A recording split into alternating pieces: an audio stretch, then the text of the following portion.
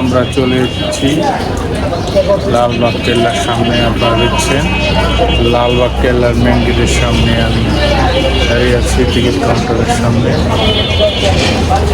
চলুন আমরা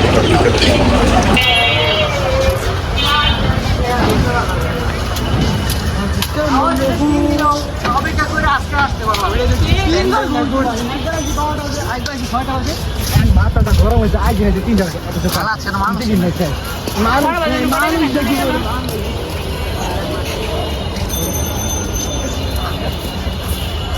এইমাত্র আমরা ঢুকে পড়লাম লালবাগ কেল্লার ভিতরে। আপনারা দেখতে পাচ্ছেন লালবাগ কেল্লার মূল ফটক। এই সাইডেও আছে একটা ফটক, এই সাইডেও আছে একটা ফটক। চলুন আমরা ভিতরে ঘুরে ঘুরে দেখার চেষ্টা করি। এটা পূর্ব সাইডের একটি ভবন, নাম লেখা নেই, কোনো নিদর্শনও এখানে লেখা নেই।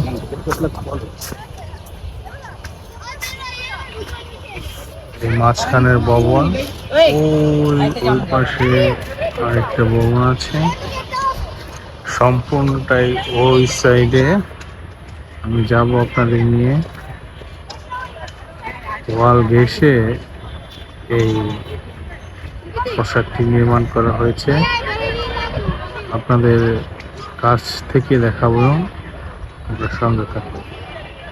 আপনারা দেখতে পাচ্ছেন এই কেল্লার চারপাশে সুদূর বিস্তৃত বাগান।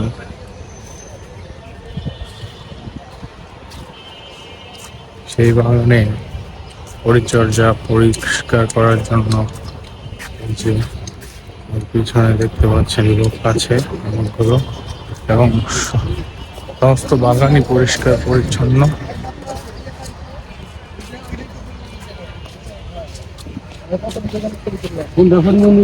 পাশেও বিশাল এক দুর্গ, একদম ওয়ালের বেষ্টনী ধরে দূর থেকে দেখাচ্ছি। এটা আর একটা দুর্গ। আমরা এখন যাচ্ছি পূর্ব উত্তর সাইডে, যে একটা পুরানো গেট আছে, সেইখান দিয়ে প্রবেশ করা নিষেধ দেখলাম, লক করা আছে। সোজা যে রাস্তায় চলে এসেছে পূর্ব দিকে, পূর্ব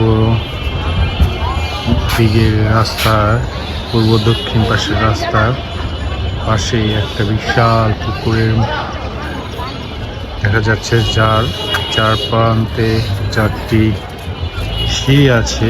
এই সিঁড়িগুলোই কি পুকুরে নামার সিঁড়ি নাকি সেটা আমি ঠিক বলতে পারছি না। এখন পুকুরে কোনো পানি নেই, বলতে একদম বৃষ্টির কিছু পানি জমে আছে, পুকুরটা একদমই খালি, বিশাল পুকুর। আর এই দিকে আছে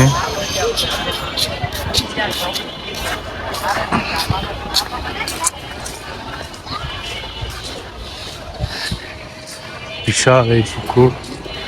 পানি থাকলে হয়তো আরো ভালো লাগতো, এখনো ভালো লাগছে, সবুজের একটা মিশ্রণ তৈরি রয়েছে। পানি থাকলে হয়তো ভালো লাগতো। কিছু ফুলের ছেলে পেলে একদম নিচে নেমে গেছে, আর নিজেদের মধ্যে দুষ্টুমিতে মেতে উঠেছে। দুষ্টুমির বয়সী কিন্তু স্কুল পড়িয়ে নয়। আর এই জায়গায় গণশৌচাগার, পুরুষ এবং মহিলা, ভালো ব্যবস্থা, ঋণী আছে মোটামুটি। টয়লেটগুলো নতুন করেছে টয়লেট। এখানে আছে বিশুদ্ধ খাওয়ার পানি, এখানে হাত ধোয়া নিষেধ। এবং আমরা আস্তে চলে যাচ্ছি দক্ষিণ দিকে। এখানে দেখতে পাচ্ছেন পূর্ব দক্ষিণ সাইডে একবার কোণায় যে ভবনটি আছে, দাঁড়িয়ে আছে, একদম পুরো লাল মাটির কেল্লা, অনেক নান্দনিক এবং সুন্দর, বোঝা যাচ্ছে অভিজাত্যের ছাপ পুরো স্পষ্ট। এখানে তার পিছনে আধুনিক এক মসজিদ, জামিয়া কোরআনিয়া আরাবিয়া, লালবাগ, ঢাকা একটা মসজিদ। আর এই সাইটে আপনার চিরচেনা বাঙালির পার্কে যুগলদের দেখা যাচ্ছে। আর এখানে লেখা আছে সংরক্ষিত, সম্ভবত মসজিদের নামাজ। হ্যাঁ, এটা মসজিদ, এখানে মানুষ নামাজ পড়ছে।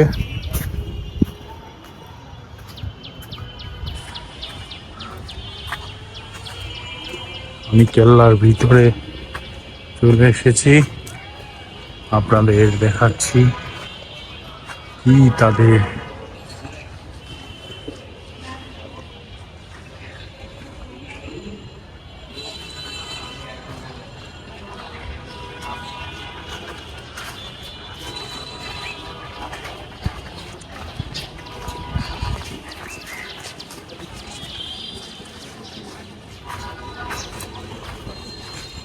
এখানে তালা দেওয়া আছে, ভিতরে যাওয়া নিষেধ।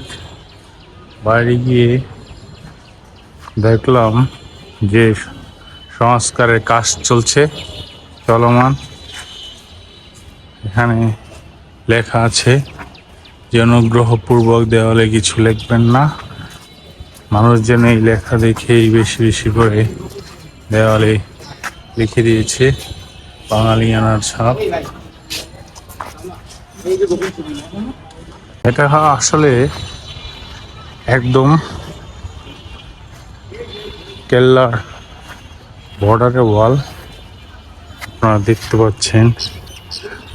অনেক আগে ইট পাথরের গুঁড়ো দিয়ে আর ছোট ছোট ইট দিয়ে গেঁথে এই পিলার তৈরি করা হয়েছে, দেওয়াল তৈরি করা হয়েছে।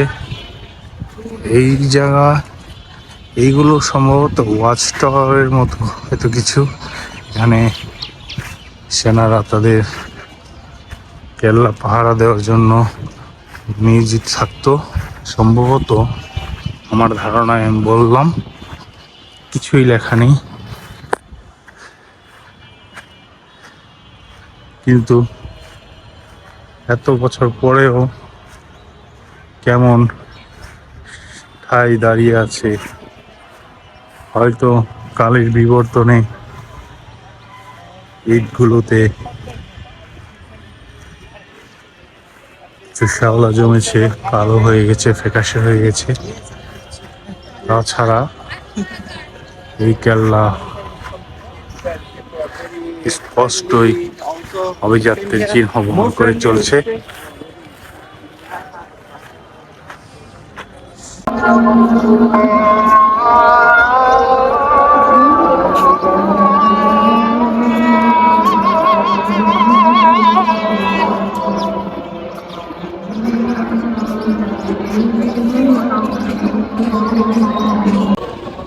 আপনারা দেখতে পাচ্ছেন কেল্লার মূল ফটক থেকে দক্ষিণ সাইডের একটা উঁচু ভবনে আমি উঠেছি, লালবাগ কেল্লা। এখান থেকে পুরো লালবাগ কেল্লাটা সম্পূর্ণটা দেখা যাচ্ছে, আপনাদের দেখাচ্ছি। এখন খুবই সুন্দরভাবে দেখা যাচ্ছে পুরো লালবাগ কেল্লা।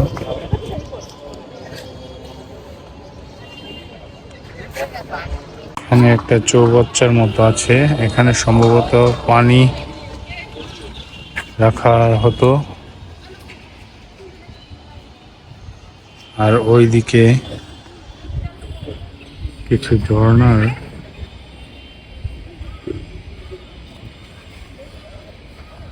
দেখা যাচ্ছে, ওইদিকে কিছু ঝর্ণা দেখা যাচ্ছে। এখান দিয়ে সম্ভবত পানির ফোয়ারা বেয়ে এই চৌবাচ্চায় এসে পড়তো, দিয়ে পানির প্রবাহ বের হতো ঝর্ণা রূপে। এই যে নমুনা, এখন আর বোধহয় পানি বের হয় না।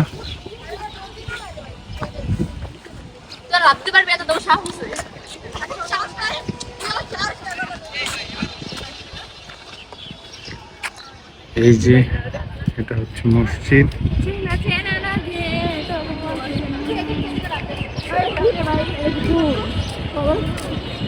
এখানে নামাজ পড়ার স্থান,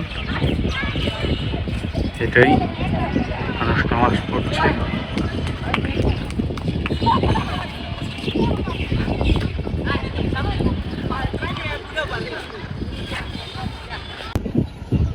এই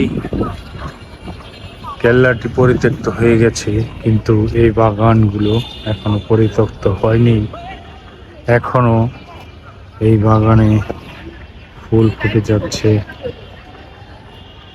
এখনো কোকিল ডাকে, এখনো এই ফুলের সুবাস ছড়ায়। সবই আগের মতোই আছে, কিন্তু আগের এই ভবনগুলোতে যারা থাকতো তারা নেই। সেই রাজা বাদশাহ, বণিক ব্যবসায়ীরা এখন আর তাদের পদচিহ্ন এই লাল নগরীতে দেখা যায় না। জায়গা থেকে, দোতলা বিশিষ্ট জায়গা থেকে নেমে যাওয়া সিঁড়ি।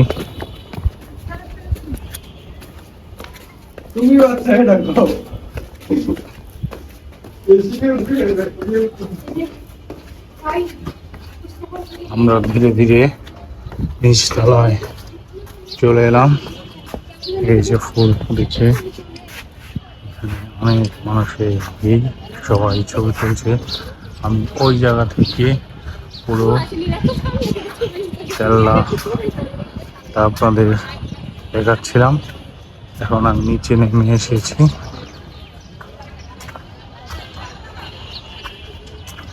এখানে অনেক সংস্কার কাজ চলছে এখনো, তাই উপরে উঠতে দেওয়া হয় না বোধহয়। এখানে পানিগুলো শুকিয়ে গেছে, যদি থাকতো তাহলে আরো ভাল লাগতো। এই যে আমি সেই উপরে তখন ছিলাম।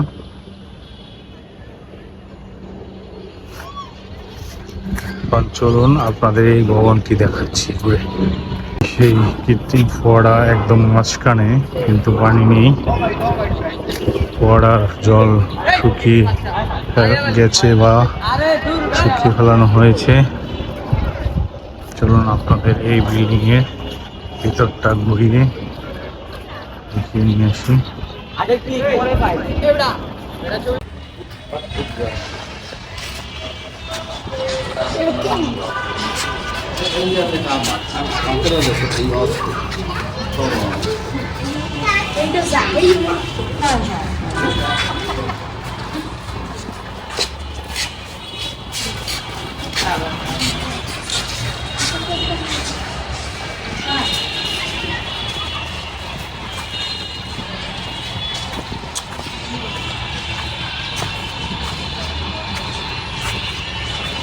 এটা হাম্মাম খানা বলা হচ্ছে, এতটুকুই লেখা আছে ওই জায়গায়।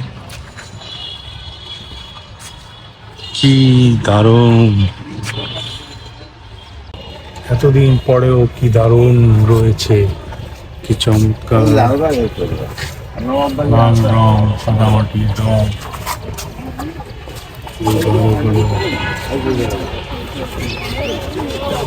আমরা এখন মেন ভবনের কাছাকাছি চলে এসেছি। সম্ভবত এটাই মেন ভবন, মেন কেল্লা। এর আশেপাশে বাগান, বিস্তৃত বাগান। এই সেই মূল ফটক, যেখানে রাজা বাদশাহ ধনী বণিকরা এসে তাদের সময় কাটাতেন। আজকালের বিবর্তনে সব হারিয়ে যাচ্ছে।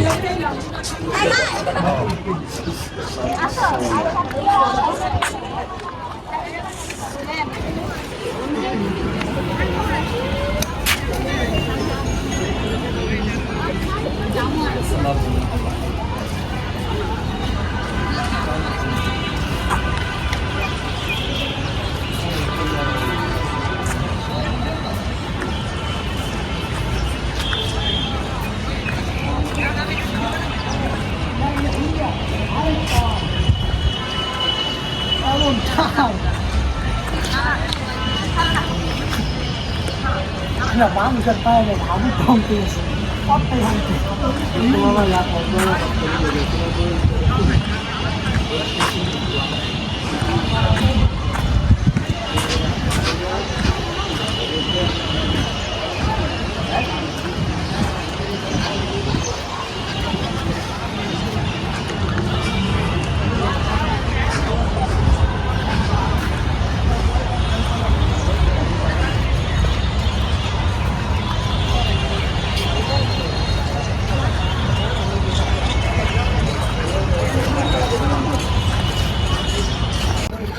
এটা এই শায়েস্তা খানের মেয়ে পরি বিবির মাজার। এখানেই শায়িত আছেন তার আদরের মেয়ে পরি বিবি।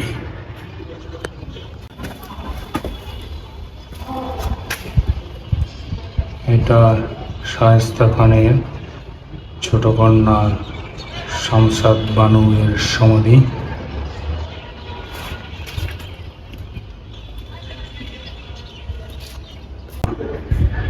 পরি বিবির মাজার মানে সমাধি স্থল। এখানে এই চিরতরে সমাহিত হয়েছিল শায়েস্তা খানের আদরের মেয়ে।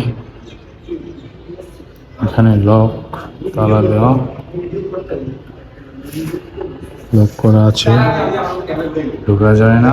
এই পর্যন্তই আপনাদের দেখানো যাবে।